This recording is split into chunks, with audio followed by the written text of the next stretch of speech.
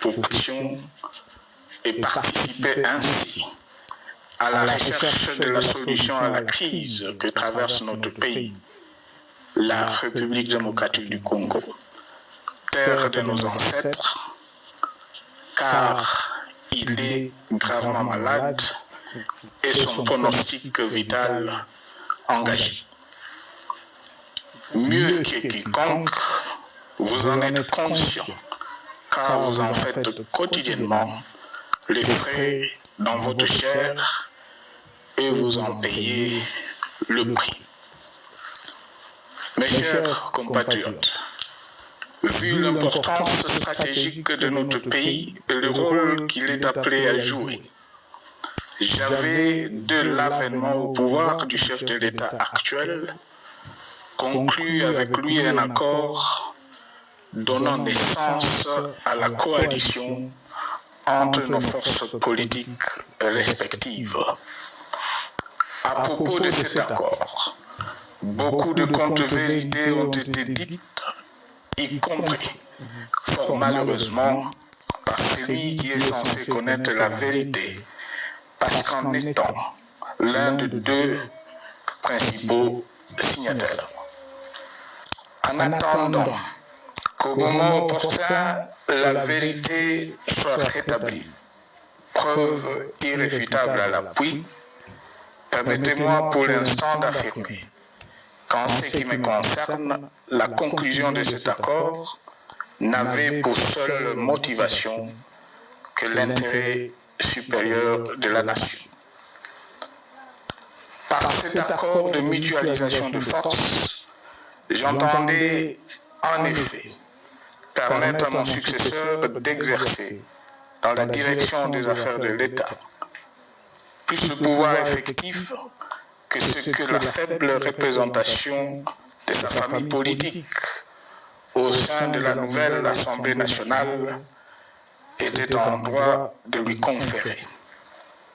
Je voulais par ailleurs faciliter le fonctionnement harmonieux des institutions et éviter à la nation, comme à notre jeune démocratie, d'éventuelles crises politiques qui leur auraient été fatales.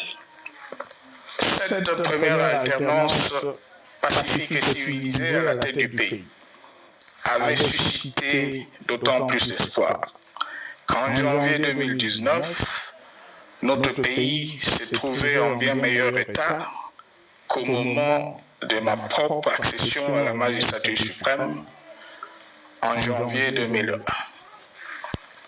Alors que j'avais trouvé un pays au bord de l'implosion, miné par une longue dictature et des guerres, sans institutions républicaines, économiquement en faillite et socialement déchiré. Bref, un pays dont l'incertitude de lendemain menaçait la stabilité de toute la région. Le 24 janvier 2019, j'avais en effet légué un bien meilleur héritage à mon successeur, à savoir un pays réunifié, largement pacifié et dont les limites territoriales correspondaient exactement à celles qu'elles étaient au 30 juin 1960. Une nation reconstituée, réconciliée et fière de sa diversité. Un État doté d'une constitution progressiste et des institutions fonctionnant harmonieusement. Une économie dynamique et résiliente et débarrassée du fardeau de la dette hérité de régimes antérieurs, du fait de multiples réformes structurelles engagées. Une armée nationale républicaine de plus en plus professionnelle et capable de relever le défi de la défense de l'intégrité du territoire national. Une démocratie en constante consolidation, avec notamment l'organisation sur fonds propres d'un troisième cycle électoral. Le cœur serré, je constate qu'à peine 6 ans après, ce bel héritage en indivision, légué à l'ensemble de notre peuple, a été complètement dilapidé par celui qui en avait reçu la garde. Que notre pays offre un spectacle de plus désolant et qu'il suscite d'autant plus de désespoir au sein de notre peuple et de pitié et de moquerie à travers le monde, que l'inconscience de ses dirigeants ne permet aucun espoir de redressement. Cette détérioration rapide de la situation générale du pays est principalement due à l'iverse du pouvoir sans limite. Le nouveau dirigeant s'illustre en effet par une série de remises en cause, reniements et violations intentionnelles de la Constitution, avec en toile de fond la volonté irrésistible de concentrer tout le pouvoir entre les mains d'un seul homme, au mépris du pacte qui cimentait la cohésion de notre peuple.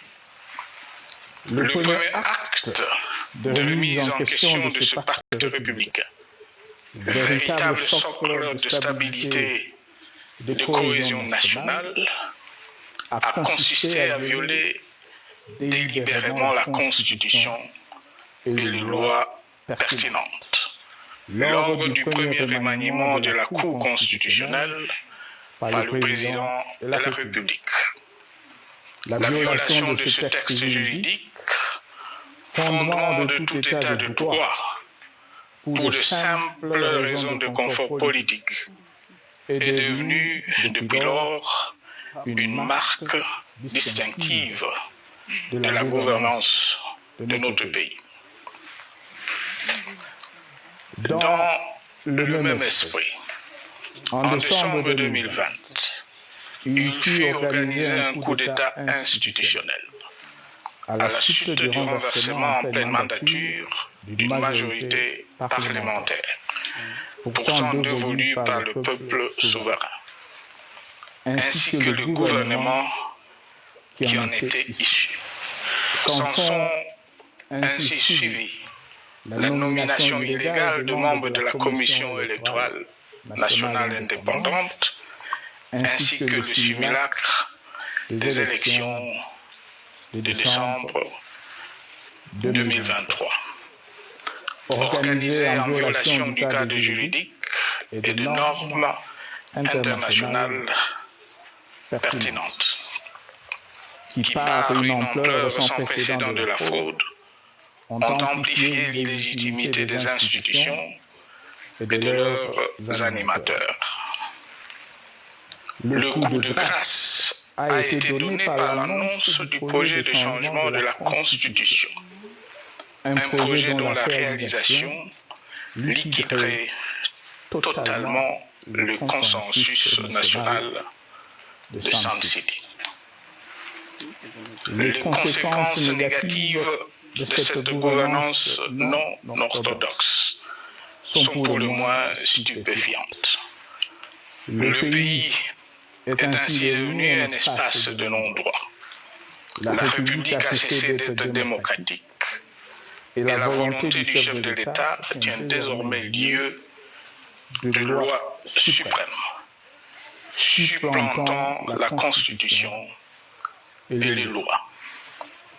En revanche, érigé en politique du gouvernement, le populisme et la démagogie, le mensonge et l'arrogance, la discrimination et la stigmatisation de certaines composantes de notre peuple, l'institutionnalisation du tribalisme et du népotisme, l'opposition de communautés nationales les unes aux autres le discours de haine et l'injustice ainsi que l'impunité ont d'autant plus aisément détruit la cohésion nationale et le vivre ensemble que l'opulence outrancière et le non-respect de la parole donnée sont les maîtres mots de la classe politique au pouvoir.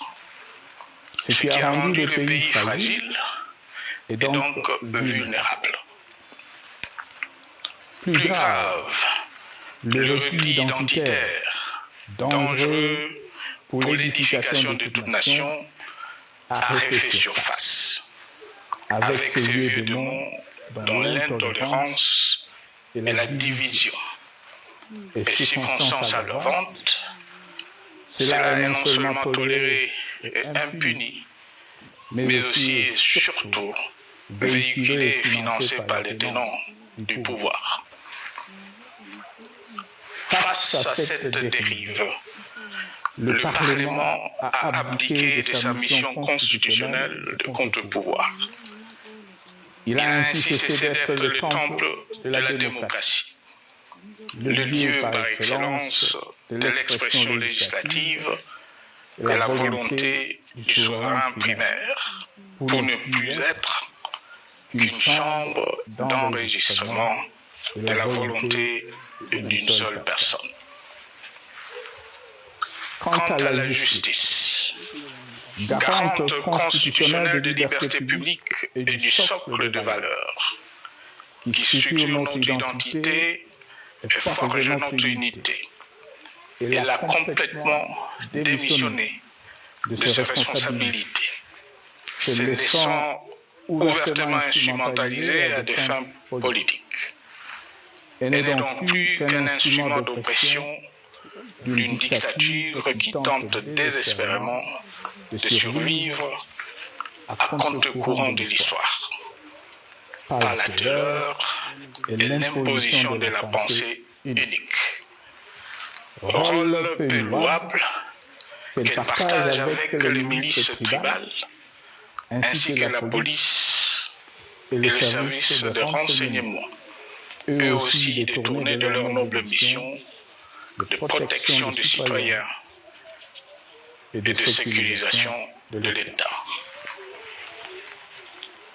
Sur le plan économique, la situation est de plus inquiétante. Malgré l'augmentation des recettes publiques, essentiellement due à l'arrivée à maturité de toutes les réformes courageusement votées de 2002 à 2018, notamment le nouveau code minier, forestier, des hydrocarbures, des assurances et de la sous-traitance, et un niveau d'aide financière accru de la part des institutions de Bretton Woods.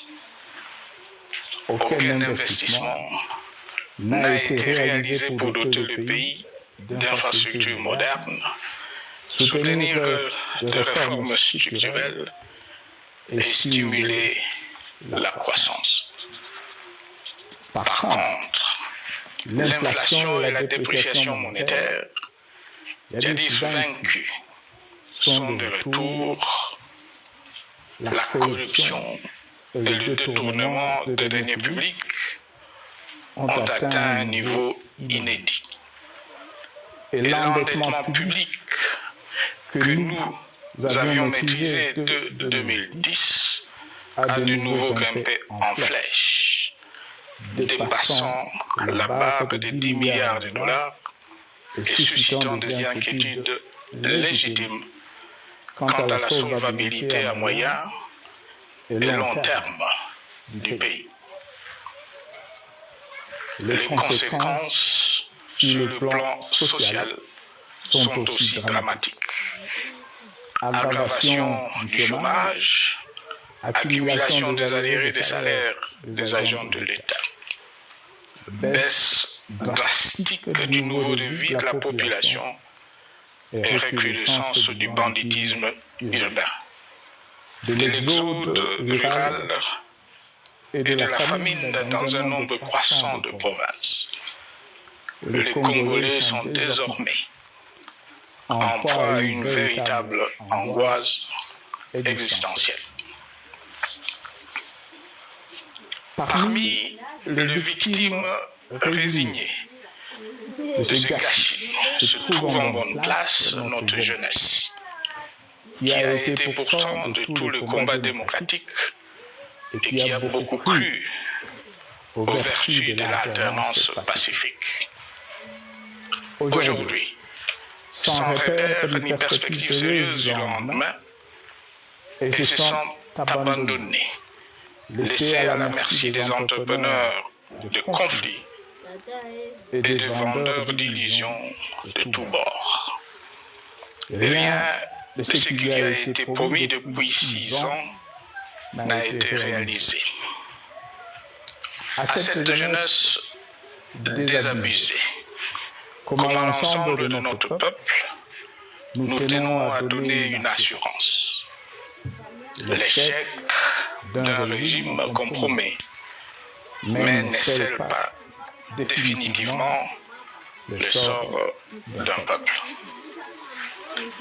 Mes chers compatriotes, s'agissant de la situation sécuritaire, dans les grandes agglomérations comme dans nos campagnes, elle est partout plus que préoccupante. C'est le cas notamment au nord Kivu, au sud Kivu, en Ituri, au Maniema, au Tanganyika, au Katanga et au Mai-Ndombe. Province pourtant voisine de Kinshasa, capitale du pays et siège des institutions. Le sang de nos compatriotes, civils et militaires, valeureux officiers et soldats des rangs, mais aussi députés, éminents membres de la société civile ou de partis politiques, a ainsi abondamment et gratuitement coulé. Du fait de l'intolérance, du cynisme, voire pire, d'un terrorisme d'État, pratiqué dans un seul et unique dessein, l'abus du pouvoir pour le pouvoir.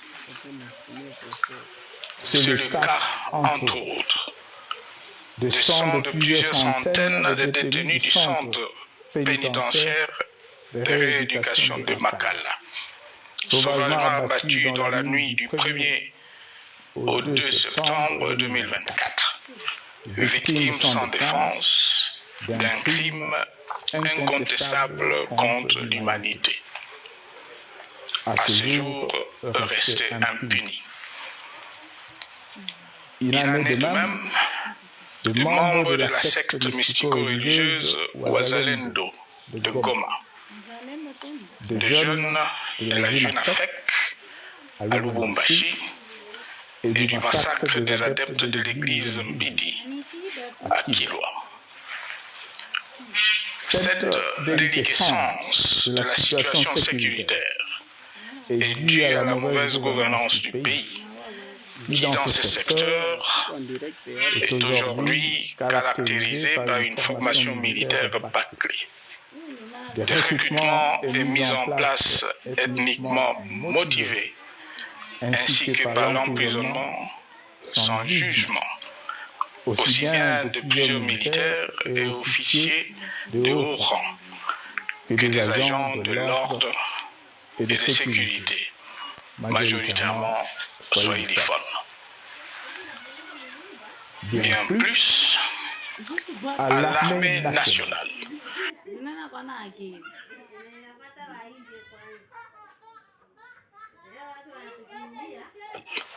Bouclier de la nation, instrument de préservation de l'indépendance nationale et de l'intégrité territoriale, il a été substitué de bandes de mercenaires, de groupes armés, de milices tribales et de forces armées étrangères qui ont non seulement montré leurs limites, mais aussi enfoncé le pays dans un chaos indescriptible. L'État a ainsi perdu le monopole de la violence légitime en sous-traitant aux groupes armés, autrefois maîtrisés, le maintien de l'ordre public et de la tranquillité nationale. Et comme si cela ne suffisait pas, l'armée nationale est vilipendée, conspuée et tournée en dérision par les autorités qui n'assument jamais rien alors qu'elles sont censées veiller à sa consolidation et à sa respectabilité.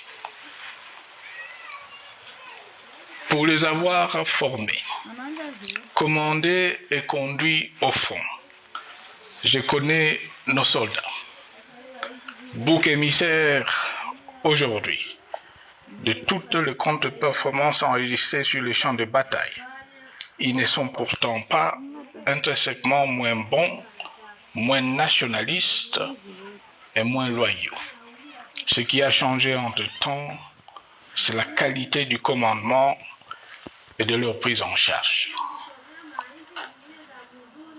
Au niveau régional, le gouvernement a levé l'option désastreuse de se détourner de deux principaux instruments internationaux qui étaient à la base de l'architecture régionale de paix et de sécurité, laquelle avait permis la stabilité régionale que le président actuel avait trouvée lors de son accession au pouvoir, à savoir le pacte sur la sécurité, la stabilité et le développement dans la région de Grand Lac et l'accord cadre pour la paix, la sécurité et la coopération pour la République démocratique du Congo et la région. Plus grave encore, en faisant des forces négatives, les FDLR, ainsi que des centaines de groupes armés congolais, des supplétifs des forces armées de la République démocratique du Congo, le gouvernement a ouvert la voie à la régionalisation du conflit, avec des conséquences inévitables sur la stabilité de la région.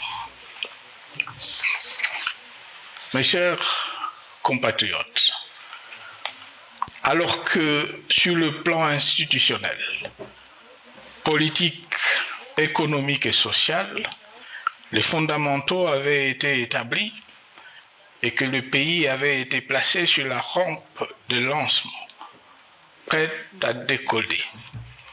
Nous voici, hélas, en un temps record, soit 6 ans, de nouveau à la case départ. Seul d'un État failli, divisé, désintégré, au bord de l'implosion, inscrit en bonne place au palmarès de pays pauvres, le plus corrompu et très endetté. En atteste tout le rapport tant du Conseil de sécurité des Nations Unies que ceux sur l'indice de développement humain et sur la pauvreté. La crise qui déchire notre pays est donc profonde et multidimensionnelle. Sa solution doit être nécessairement globale. Toute autre approche n'a donc aucune chance de conduire à une paix durable. Bien plus, le Congo est intemporel. Il n'appartient pas à tel ou tel régime politique. Ce dernier étant par définition rotatif et donc passager en démocratie. Il appartient plutôt au peuple congolais dans sa grande diversité. Ce qui est vrai du Congo l'est aussi des immenses ressources du sol et du sous-sol dont il regorge et qui sont essentielles à la croissance et au développement à l'échelle internationale. que tous, au pays comme à travers le monde, en tiennent compte et qu'ils inscrivent leurs projets dans une perspective qui privilégie l'intérêt du Congo et des Congolais, plutôt que celui de ceux qui, à un moment ou à un autre, dirigent le pays. Cela étant, pour sauver le Congo, les griefs légitimes du peuple congolais contre le régime en place ne peuvent être éludés. Ils doivent plutôt être pris en compte. La dictature doit prendre fin et la démocratie, tout comme la bonne gouvernance économique et sociale, doivent être restaurées. Car, comme en témoigne l'histoire, il ne peut y avoir de solutions sécuritaires définitives sans solution politique sincère. Sinon, il y aura de nouvelles vagues de convulsions politiques, de troubles à la paix, d'insécurité, d'instabilité institutionnelle, de conflits armés et de guerres civiles. Perspective qu'en toute responsabilité, nous Congolais ne pouvons plus nous permettre.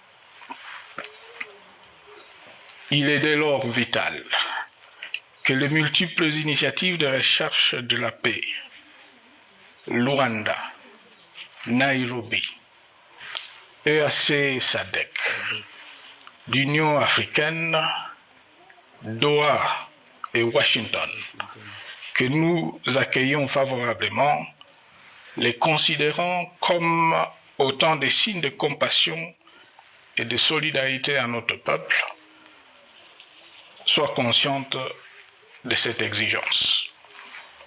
Qu'elles accordent aux Congolais à la fois maîtres de leur destin et premières victimes de cette crise la place centrale qui leur revient de droit, aussi bien dans le diagnostic du mal dont souffre le pays que dans la prescription du traitement dont il a besoin pour en guérir définitivement.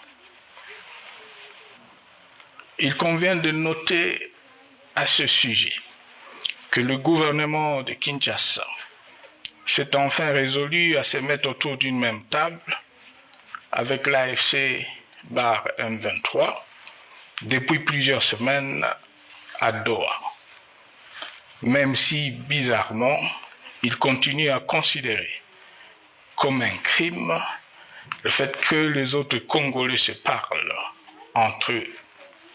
C'est le lieu pour moi de saluer la démarche des évêques de la CENCO et de l'ECC, qui a le mérite de n'exclure du débat aucun sujet, ni aucun de nos compatriotes.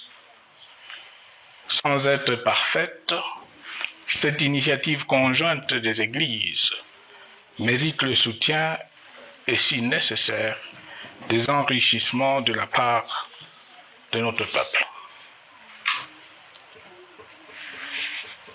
Mes chers compatriotes, une fois n'étant pas coutume, il convient de dénoncer la falsification de l'histoire par ceux dont le jeu pervers dans l'opposition naguère, comme aujourd'hui au pouvoir, a consisté et consiste encore à calomnier, à diffamer, à diaboliser et à diviser pour gagner et régner, à se défausser sur les autres pour justifier leur contre-performance, quelles qu'en soient les conséquences sur la cohésion nationale ou en termes de vies humaines injustement brisées ou perdues.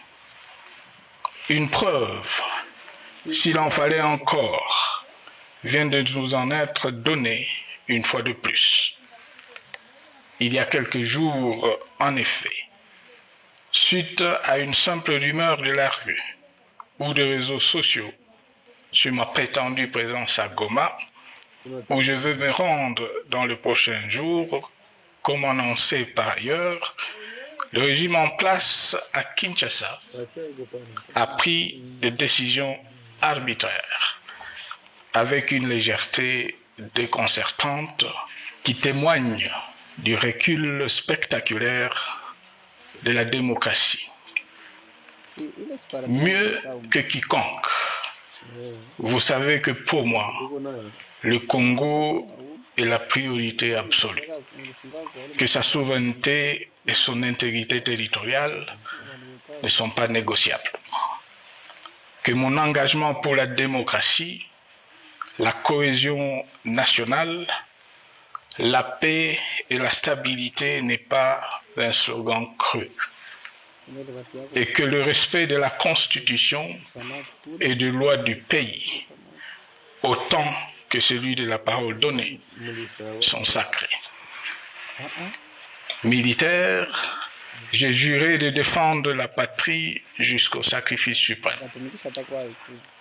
Hier au pouvoir, aujourd'hui en dehors du pouvoir, je demeure plus que jamais fidèle à ce serment. En ce moment où le pays est de nouveau divisé, appelé par le destin, j'ai le devoir d'œuvrer à la recherche de la paix et de contribuer à la reconstruction de notre pays qui se meurt.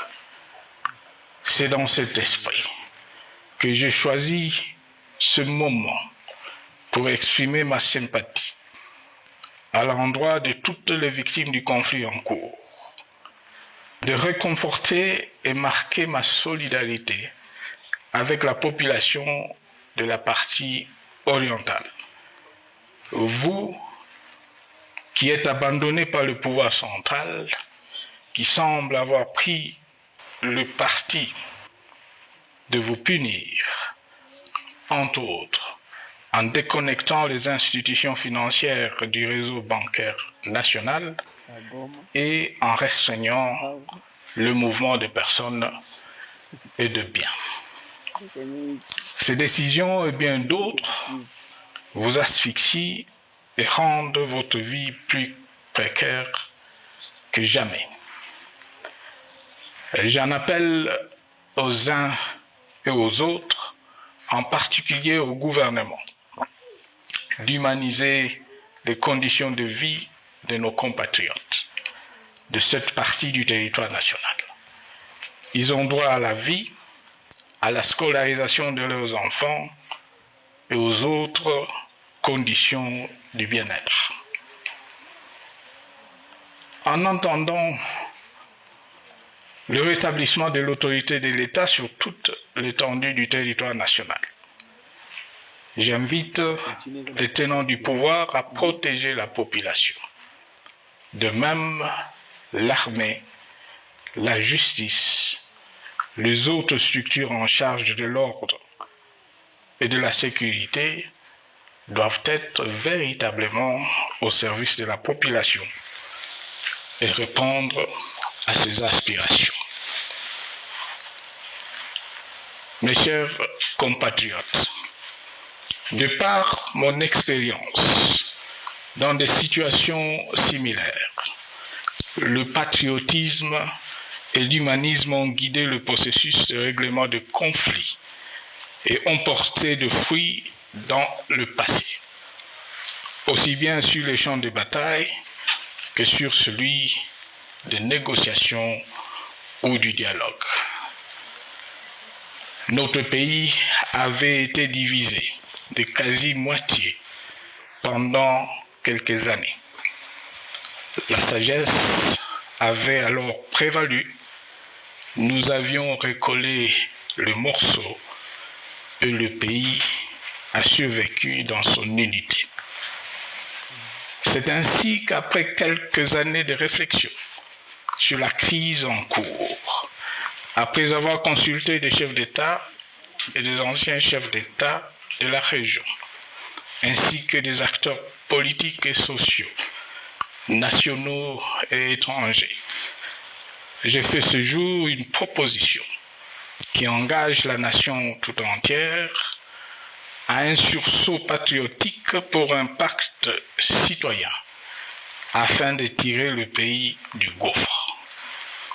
Le travail hardi qui s'impose à nous portera notamment sur les 12 points suivants.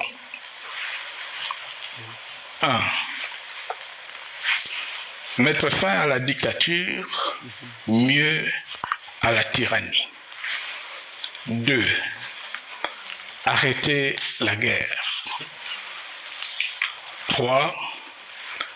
Rétablir l'autorité de l'État sur toute l'étendue du territoire national. 4. Restaurer la démocratie en revenant aux fondamentaux d'un véritable État de droit. 5. Rétablir les libertés fondamentales. 6.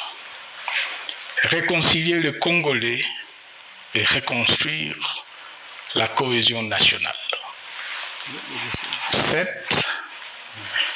Relancer le développement du pays par la mise en place d'une bonne gouvernance économique, une gestion administrative et financière orthodoxe et une répartition équitable des ressources nationales. 8. Relancer le dialogue sincère et permanent avec tous les pays voisins en vue de l'instauration de la paix et du développement durable dans la région. 9. Rétablir la crédibilité du pays auprès de partenaires au niveau tant régional, continental qu'international. 10. Neutraliser tous les groupes armés nationaux et étrangers et rapatrier ces derniers dans leur pays d'origine. 11. Mettre définitivement fin au recours et à l'utilisation de mercenaires, conformément à la Convention de l'Union africaine sur l'élimination du mercenariat en Afrique du 3 juillet 1977 et à la résolution des Nations Unies du 4 décembre 1989 portant sur la Convention internationale contre le recrutement, l'utilisation, le financement et l'instruction de mercenaires et rapatrier sans condition ceux qui sont déjà déployés sur le sol congolais. 12. Ordonner le retrait sans délai de toutes les troupes étrangères du territoire national. À ce sujet, je salue la décision sage des pays de la SADC de retirer les troupes de la SAMI DRC de notre pays.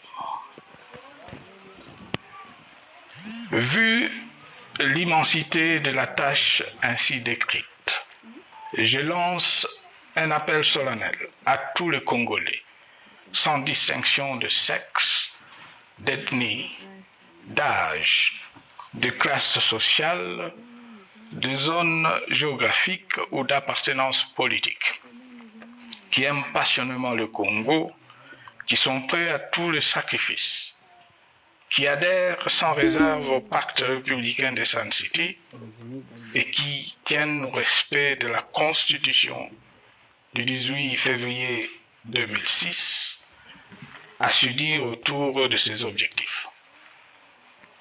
Il s'agit de la refondation de l'État et de l'édification d'un pays qui a perdu ses repères. Mobilisons-nous et mettons à profit tous les moyens à notre disposition pour restaurer l'unité nationale, sauver le Congo et préserver son indépendance. Car l'Afrique et le monde nous regarde. Mes chers compatriotes, le Congo vaut mieux que la caricature qu'en donnent ses dirigeants actuels. Le Congo mérite mieux que cette politique extérieure faite de jérémiades et de mendicité. J'ai donc la ferme conviction que le peuple congolais est capable, aujourd'hui comme en 1960, de vaincre le démon de la division, qu'il est capable aujourd'hui, comme au cours de la décennie 90, de vaincre la tyrannie et la tentation du pouvoir absolu. Qu'il est capable aujourd'hui, comme en 2003, de prendre le dessus sur ce qui nous divise et de mettre fin à la violence armée qui oppose ses enfants. Pour y parvenir, chacun doit jouer sa partition et je m'engage à jouer la mienne. Que Dieu bénisse la République démocratique du Congo, qu'il bénisse individuellement chacun de vous. Je vous remercie.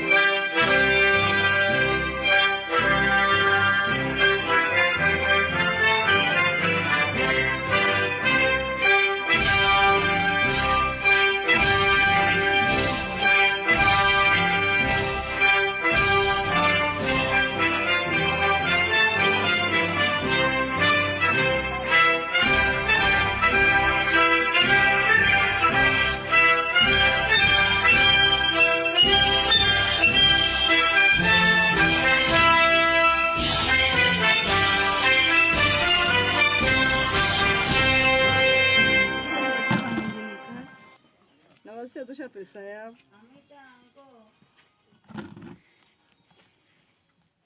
Bon appétit. Merci.